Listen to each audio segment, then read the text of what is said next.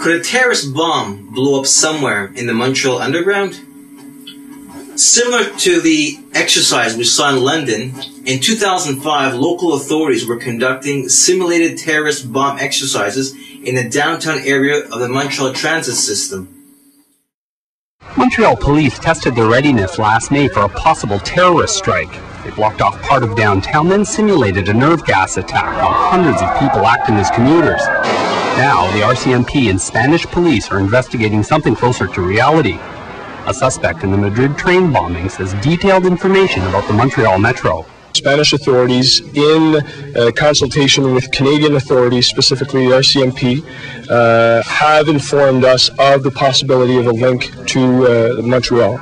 Here's the link. Last May, Spanish police arrested a Moroccan man in connection with the Madrid bombings. Abdelhak Shergui is a 32-year-old telecommunications student.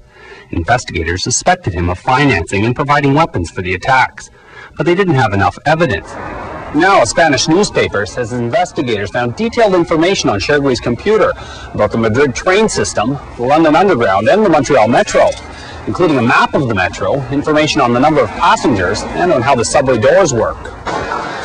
RCMP investigators say they've known about this information for 6 months. Montreal police point out the metro map is public information and insist there's no need to worry. There is no threat as we speak now. There is no sign of a threat. But this security expert isn't so sure. There was Madrid, London, and Montreal. 2 out of 3 were the target of terrorist attack. It's really too hot for comfort here when we're the third one on the list. And yet, many who ride the metro here don't seem concerned. No, I don't feel in danger. I feel okay here, no problem. Coincidentally today, the transport minister announced the government will put more than $100 million into improving transit security. We have to protect ourselves and our citizens, and that's why we've been acting in the airfield, we're acting in the marine sector, and now in mass transit. The Mounties insist there's nothing to fear. Still, they urge commuters to be vigilant. Matthew Pace, CBC News, Montreal. As we have seen prior to the Iraq War, an overwhelming majority of Montrealers opposed the war in Afghanistan and Iraq.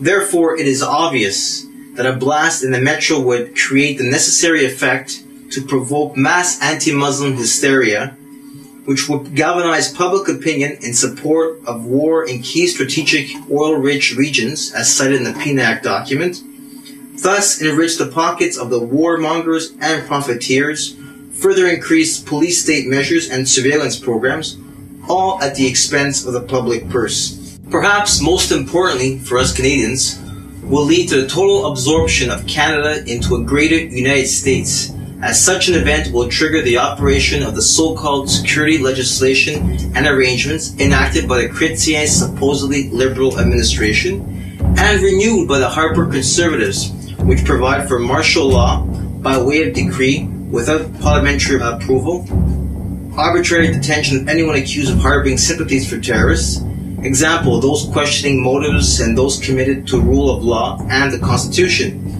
the free operation of U.S. troops on our soil, seizure of property without warrant, etc., and complete implementation of a military state complete with military courts, military-run schools, etc., as per Bills C7 and C17. Our long-coveted water, oil and energy, food supplies, land, etc. will then be ripe for the picking, and manifest destiny will have at long last been achieved.